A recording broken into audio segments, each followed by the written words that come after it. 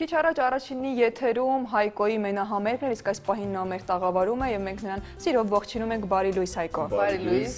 Ես սրտանց ուզում եմ շնորհավորեմ այս գեղեցիկ օրվա կապակցությամբ։ Շատ ուրախ եմ, որ մարտի 8-ին ես ձեզ մոտ եթերում եմ։ Իդեպ մինչև հաղորդումը սկսելը սրտանց ուզում եմ նվիրել իմ նոր ձայների ձեզ եւ շնորհավորել ձեր մարտի 8-ը միշտ ժպտակ երջանիկ լինեք։ Շնորհակալություն Հայկո եւ մենք էլ մեր հերթին շնորհավորում ենք Անահիտին իր տոնի կապակցությամբ եւ հատկապես գեղեցկության տոնի կապակցությամբ եւ հետաքրքիր է քեզ համար այս տոնը ինչ նշանակություն ունի տարիների ընթացքում։ Ընդհանրապես ուզում եմ կրկնվել, որովհետեւ միշտ դրա մասին խոսում եմ, ես այնպես եմ ապրել, որ համարել եմ, որ ամեն օրը պետքա մենք նվիրենք մեր սիրելի կանանց եւ համարել եմ, որ օրացույցային տոները ինձ համար այդքան կարևոր տեղ չեն զբաղեցնում, ես համարում եմ, որ մենք միշտ պետքա համարենք, որ մեզ մոտ կանանց մի ամսյակ է։ Բայց քանի որ հիմա օֆիցիալ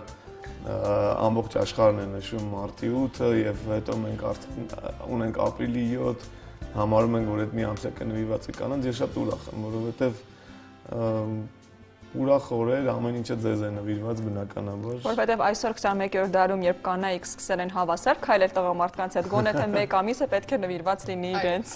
Հայկ մինչ կհասնենք մեր օրեր ու կխոսենք թե Անահիտին ինչ անակնկալներ եք պատրաստել, վերադառնանք ձեր մանկություն ու հետաքրքրում եմ արդյոք դուք այն երեխաներից եք եղել, ովքեր սեփական ձեռքերով ծաղիկներ են սարքել, բացիկներ մայրիկի համար։ Ճիշտն ասած, որպես տղա շատ ավելի չար եմ եղել, փոքր ժամանակ։ Բացիկներ չեմ սարքել, բայց մայրիկիս նվերներ արել եմ, դե ընդհանրապես ասում են տղամարդկանց առաջի սերերը իրենց մայրիկներն են։ Այդպես էլ կա, դե մայրիկը հայերի համար եւ մեր համար ամենան է։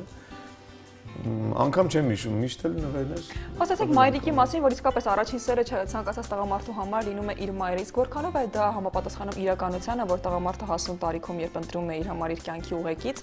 փորձում է ընտրել հնարավորինս այն սկզբունքներով եւ չափանիշներով, որոնք կնմանվեն հենց իր մորը։ Կա տենց բան, բայց երևի թե օրինակ Անահիտը մայրիկիս հետ ընդհանրապես էլի նմանություն չունի, բայց ճիշտ եք ասում։ Կա տենց բան, ընդհանուր խառնվածք է երևի կնոջ միշտ նմանացնում ես մայրիկիդ այս։ Ինտեսակը իբրև անհատականություն։ Բայց ինչպես ասում են, Հայկ կարծում եմ ձեր նվերը բոլոր կանանց արդեն բազմաթիվ տարիներ է կան, դրանք մենք վայելում ենք, հիանում ենք, դրանցում կա մեծարանք, ինձ հետաքրքիր է ձեզ համար որպես տղամարդ ու որպես երգիչ արդյոք կնոջ հանդեպ մոտեցումը տարբեր է լինում։ Երբ ստեղծագործում եք, ինչպես եք կնոջը վերաբերում եւ արդեն անձնականում։ Գիտեք, ինչպես գիտեք, երկար տարիներ ինչքան ձայներից ես թողել եմ, այնտեղ եղել են ռոմանսներ եւ այլն եւ ամեն ինչը նվիրված է եղել բնականաբար կանանց, սեր, չգիտեմ, ինձ համար յուրահատուկ մի բան է, որովհետեւ ես համարում եմ կինը դա կյանքի սկիզբն է եւ կարծում եմ, որ աշխարհում ամեն ինչը նվիրված է ձեզ։ Ինչ հաճելի է լսել։ Թեկուզ ֆիլմեր են նկարում, երաժշտություն են գրում, չգիտեմ, անգամ գործարանում, երբ որ աշխատում են, երբ որ իրանց սիրում են, իրանք սիրված են, իրանց մոտ այդ ամեն ինչը լավ է ստացվում։ Ստեղծագործողների, երբ թեկուզ ձեր երգերը երբ լսում են կամ կտավներ հայտնի արվեստագետների, կինը կարծես չբացահայտված ու անհասանելի երևույթ, ի տարբերություն ասենք կյանքի։ Հա, համաձայն։ Դե այդպես էլ կա։ Մենք միշտ ամբողջ կյանքում փորձում ենք ձեզ բացահայտել, որը երևի թե նենց չի էլ ստացվում, ոնց հասկանալ։ Դե կանայք միշտ էլ չգիտեն ինչ են ցանկանում եւ իրենց համար միշտ էլ քիչ է։ Մենք սիրում ենք լսել, նվերներ ստանալ, այդ ամենը տեսնել եւ վայելել։ Հետաքրքիր է, միշտ քեզ ասոցիացնում են ռոմանսների հետ, հա, ռոմանտիկ երգերի հետ։ Իսկ երբ գրում ես երգը, պարտադիր է, որ այդ պահին, հա, այդ ժամանակահատվածում լինես սիրահարված, թե դա բացարձակ կապ չունի։ Դե ես ամբողջ կյանքում սիրահարված եմ, իհարկե հիմա իմ կնոջը, բայց սիրահարված եմ, կյանքը սիրում եմ, ամեն ինչը սիրում եմ եւ դա օգնում է ստեղծագործել։ Ընդհանրապես ասեմ ձեզ պոզիտիվ տրամադրությունը միշտ օգնում է լավ ստեղծագործություններ գրել։ Եվ նաեւ հետաքրքիր է իմանալ, թե այսօր ինչ պլաններ ունեք կամ ինչպես եք սիրում առհասարակ անցկացնել մարտի 8-ը, ինչ անակնկալ եք մատուցել միգուցե։ Անակնկալը գաղտնիք է։ Անակնկալ է։ Իսկ մենք այսօր շատ հետաքրքիր օր ունենք օպերայի դահլիճում, շատ գեղեցիկ համերգ լինելու, նվիրված մեր շատ սիրելի կանանց Իհարկե, չգիտեմ, գաղտնիք չի ասել, մեր առաջին տիկնոջ գլխավորությամբ, սիրելի Ռիտա Սարգսյանի։ Դուք երգելու եք։ Այո, ես էլ եմ երգելու եւ շատ արտիստներ են երգելու, համերգը նվիրված է լինելու մեր Միայն տղամարդիկ են լինելու բեմում։ Կարծում եմ Հայկ ձեզ էլ կհետաքրքրի, թե ինչ այլ միջոցառումներ են այսօր սպասում քաղաքամայր Երևանում, ուստի հեռուստադիտողներին առաջարկենք մեր մշակութային աֆիշը, որից հետո կշարունակենք զրույցը։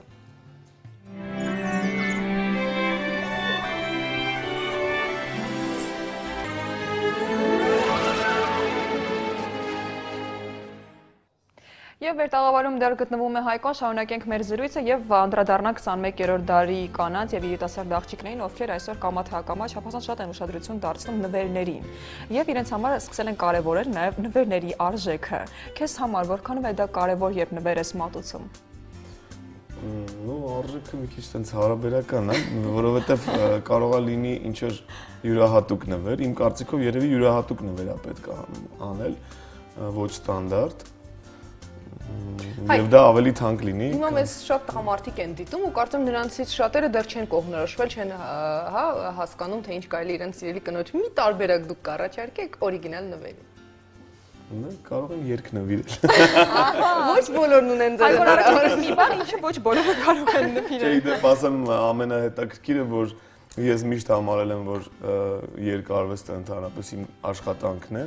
եւ համարել եմ, որ դա հետաքրքիր չէ, որ իմ կնոջը նվիրեմ, որովհետեւ ամեն օր ես դրանով եմ զբաղված եւ դա ինձ համար օրիգինալ չէ։ Այնպես որ ինձ համար դա օրիգինալ չի, բայց համարում եմ, որ աղջկան երգ նվիրելը դա շատ գեղեցիկ է։ Երևի կարող եմ խորհուրդ տալ, որ հենց տղամարդիկ իրենք երգեն, այդ երգը ավելի օրիգինալ կլինի։ Եթե երգը լավ չստացվի, միգուցե պետք չէ երգեն։ Ոնց ստացվի, Լիլիան, իսկ ումա սիրած մարդը, երբ որ իր աղջկա համար երկի, ինչ ձևով էլ երկի թեկուզ ֆալշեր լինեն, դա կընդունում։ Իսկ խորհուրդ այն տղաներին, ովքեր միգուցե մերի այսպես սիրահարված են եւ չգիտեն, թե ինչպես հասնեն իրենց սիրած էակին, ինչպես կարող եմ ասել։ Ինչպես է պետք։ Քանի որ իմ նոր ձայներիզը կոչվում է ես քեզ սիրահարվել եմ եւ այնտեղ ամբողջովին սեր է։ Այդ ձայներիզը այդ տղան կարող է տանել իր սիրած աղջկան նվիրել եւ ասել դու լսի, ես քեզ մի ժամից կզանգեմ։ Եվ ամեն ինչ բարձ կլինի։ Մեկ ժողովուրդի մեկը եւ կարծում եմ ձեր ձայնասկավառակները ունեն այդ հատկությունը գոմունեինց վրա, հա, երբ մի շրջան լսում ես, ակամայից որոշակի տրամադրության մեջ ես հայտնվում։ Կարելի անուն չասել եւ 2 օր հետո արդեն հողը կա պատրաստ։ Չէ, իդեպ Հայկոն ուներ մի երգ, որը ես դպրոցական տարիներում, երբ առհասարակ դեռ կապ չունեի հեռուստատեսության հետ լսում էի եւ մի երիտասարդ ետնայի ռուտես երգը եւ մենք այդ երգը անգիր գիտենք եւ 3 ընկերու էինք եւ ամբողջ օրը երգում էինք այդ երգը։ Բայց դա ես արդեն մտքերով գնացի հետ մանկություն, նաեւ անդրադառնանք Անահիտի այսօրվա գործունեությանը, նա այսօր հանդիսանում է իբրև սկեսների մոդելավորող։ Հետաքրքիր է, միգուցե լինում են հատուկ պատվերներ կամ միգուցե ինքը պատրաստվում է այսօր երեկոյան, ինչ հանդերձակով է ներկա լինելու։ Էդ էլ իր աշխատանքն է, որ էդ էլ իր համար երևի օրիգինալ չի։ Չէ, Անահիտը դեռ ինչպես տեսնում եք ամեն անգամ յուրով է մոտենում, ընդհանրապես ես շատ ուրախանում եմ կողքից եւ ինձ էլ շատ հաճելի է, որ ինքը բծախնդիր է մոտենում նամանավանդ բեմում, երբ որ ինքը գտնվում է եւ ես կարծում եմ հարգանքը բեմի նկատմամբ նաեւ ընդունվում է ժողովրդի կողմից, որովհետեւ երբ որ տեսնում ես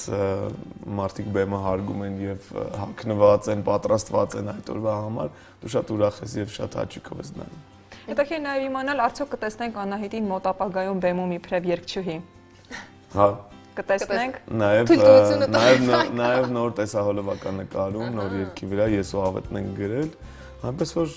դա էլ շարունակվում է։ Այ Հայկ, մեր օրերում տղամարդիկ սովորաբար, հա, 21-րդ դարի տղամարդիկ մի տեսակ տարօրինակ են նայում այն կանանց, ովքեր բիզնեսով են սկսում զբաղվել, Անահիտի բիզնեսին լավ եք վերաբերվում։ Ես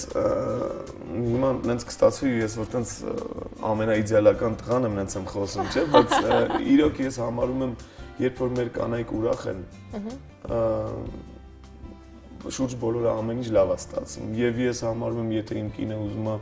բիզնես անի, ես դրան օգնում եմ, եթե ինքը ուզում է երգի, ես օգնում եմ։ միայն ինքը ուրախ լինի եւ իր մոտ ամեն ինչ լավ ստացվի։ Եվ համարում եմ բոլոր տղամարդիկ այդպես պետք է։ Շնորհակալ ենք։ Կարծում կվարակվեն շատերը ձեզանից։ Շնորհակալ ենք հետաքրքիր զրույցի համար, եւս մեկ անգամ շնորհավոր ձեր մայրիկի Անահիտի մարտի 8-ը, եւ քանի որ խոսեցինք նորաձևության մասին, շարունակենք խոսել։ Կանայք եւ աղջիկները սովորաբար կամ կրնկակող հետևում են նորաձևությանը, կամ խիստ անտարբեր են ֆեշն արդյունաբերության միտումների, բայց ճշմարտությունը մեկն է՝ նորաձևությունից չես փախչի։ Եվ ինչպես ասում էր Սատանան կրում է Պրադա ֆիլմի հերոսուհին, անգամ Հակիթ Քնձերոտ բլուզի գույնը որոշել է նորաձևության խոշորագույն տներից մեկի դիզայներները, այնպես որ կամա թե ակամա մենք առնչվում ենք նորաձևությանը։ Մարտի 8-ին ընթരാճ մեր գործընկեր Անի Հակոբյանը հանդիպել է մեր քաղաքի անվանի դիզայներներից 3-ին ու փորձել է հասկանալ, թե գարունն իր հետ ինչ տրամադրություն ու գույներ է բերել։ Անի տեսանյութը կօգնի նաև այն կանանց եւ աղջիկներին, ովքեր դեռ չեն որոշել, թե տոնական երեկոն ինչ կերպարով են անցկացնելու։